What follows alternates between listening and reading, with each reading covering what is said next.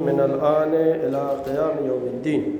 بسم الله الرحمن الرحيم. قال علي عليه السلام: أوصيكما وجميع ولدي ومن أهلي ومن بلغه كتابي بتقوى الله ونظم أمركم. صلوات بھیجے محمد.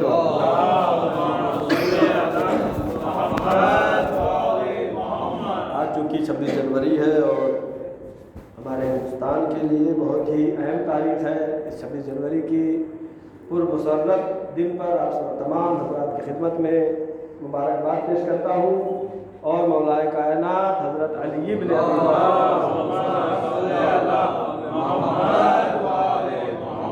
نے اپنے وصیت میں جو تاکید کی ہے، اوصیکم بنظم امرکم، اپنے امور میں نظم برقرار رکھو اور تقوی الہی اختیار کرو. آج ہمارے ہندوستان میں جو کہ 15 اگست کو آزاد ہوا تھا، آج 26 جنوری کو قانون نافذ ہوا ہے. یعنی ہمارا انگریزوں کا جو قانون تھا وہ قانون ہٹا کر کے نیا قانون ہمارا ہندوستان کے لوگوں کا بنایا ہوا قانون نافذ ہوا ہے.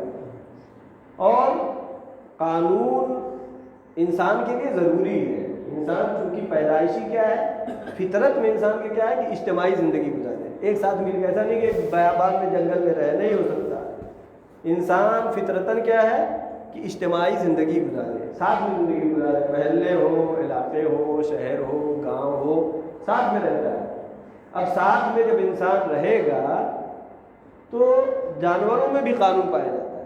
البتہ ہمارے علم میں نہیں. وہ معصومین علیہ السلام جانتے ہیں ان کا قانون کیا ہے. جیسا کہ ہم نے قرآن مجید کی آیت بھی چند دن پہلے پڑھی تھی، کیا کہ ان کے یہاں بھی معاشرہ ہوتا ہے، جیسے ہمارے یہاں معاشرہ ہوتا ہے. ان کے یہاں بھی قانون ہوتا ہے، فطرتاً قانون ہوتا ہے. انسان مجبور ہے اس بات پر کہ وہ قانون کے تحت زندگی گزارے. مثلا اگر بہت ساری ٹریفک ہے تو وہاں پہ ضروری ہے کہ چوراہے پر لائٹ لگی ہو. کبھی لال جلتی ہے، کبھی ہری جلتی ہے، کبھی پیلی جلتی ہے.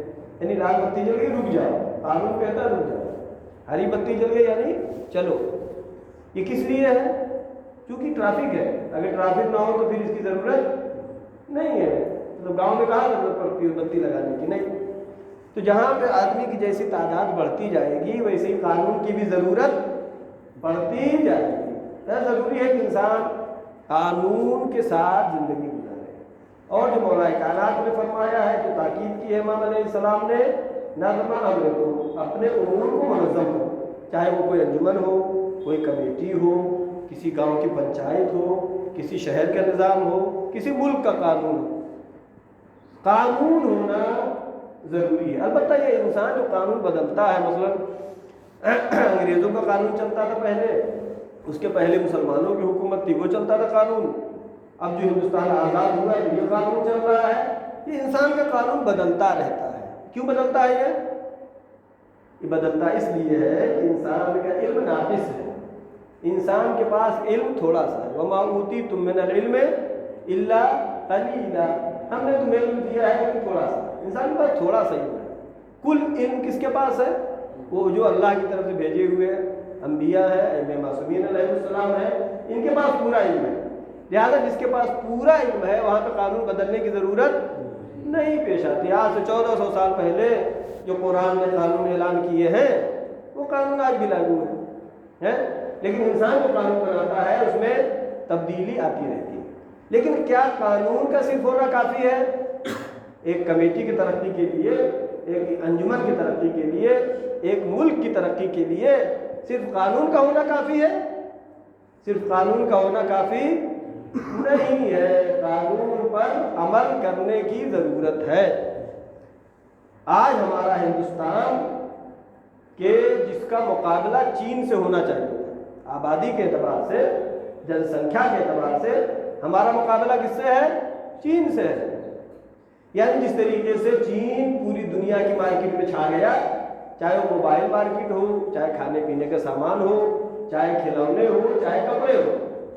اگر چین تمام ملکوں پہ اس کا بزنس چل رہا ہے، وہ ہمارا حصہ تھا، ہندوستان کا حصہ تھا. لیکن ہم آگے کیوں نہیں بڑھے؟ قانون ہے لیکن قانون پر عمل ہونا ضروری ہے.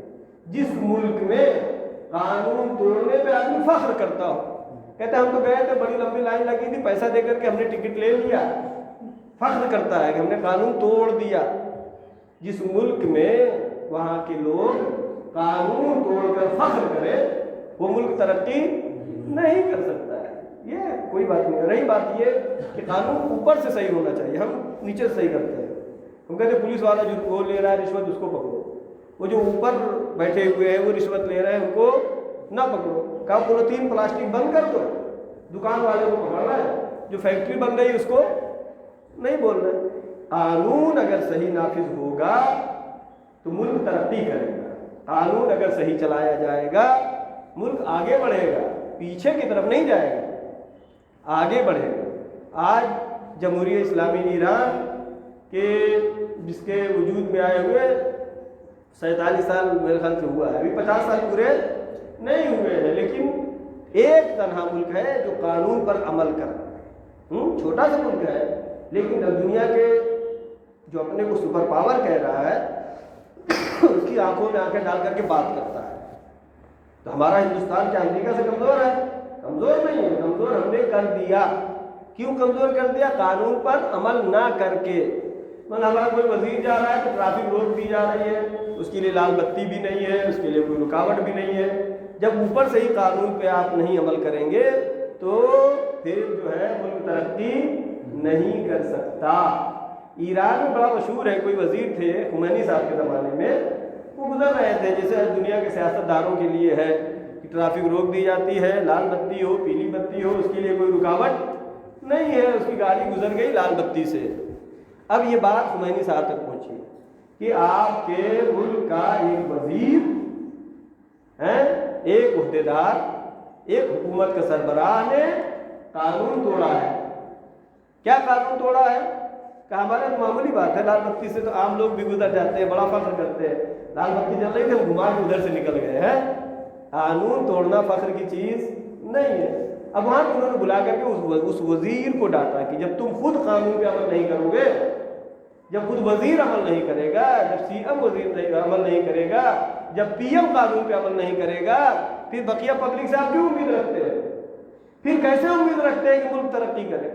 انہوں نے ڈانٹا اسے کہ آئندہ ایسی حرکت نہیں ہونی چاہیے، اگر قانون پر عمل کرنا ہے تو قانون سب کے لیے برابر ہوتا ہے، ایسا نہیں کہ فلاں کے لیے قانون الگ ہے فلاں کے لیے قانون الگ ہے۔ ہمارے یہاں احادیث میں بہت سارے واقعات مشہور ہیں، جیسے کہ مولا کائنات حضرت علی ابن ابی طالب علیہ السلام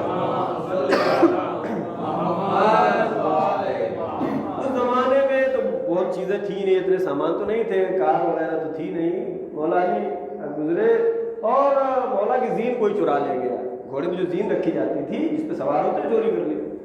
اب وہ جو ہے پکڑا گیا، لایا گیا، کہا کہ اس نے کہا کہ نہیں میں نے خریدا ہے۔ اب جو اس زمانے میں خلیفۃ المسلمین ہے، یعنی تمام اتنی بڑی اسلامی حکومت کا سربراہ ہے، ہمارے یہاں کیا ہوتا ہے، ارے تو ان کا ہے، ایم ایل اے صاحب کا ہے، ایم پی صاحب کا ہے، دو نہیں، اتنا بڑا صاحب منصب امیر المومنین جو علم لدنی رکھنے والا ہے، کا قاضی کے سامنے یہ کیس پیش کیا جائے، جج کے سامنے، جج فیصلہ جو کرے گا وہ مانا جائے گا، قانون جو کہے گا وہ مانا جائے گا، چاہے ہمارے حق میں ہو چاہے ہمارے خلاف ہو۔ وہ اور بات ہے کہ قاضی نے فیصلہ کیا، مولا علی کے خلاف فیصلہ کیا، اس وقت یہودی جو دیکھ رہا تھا اس کو اسلام لایا۔ کیوں؟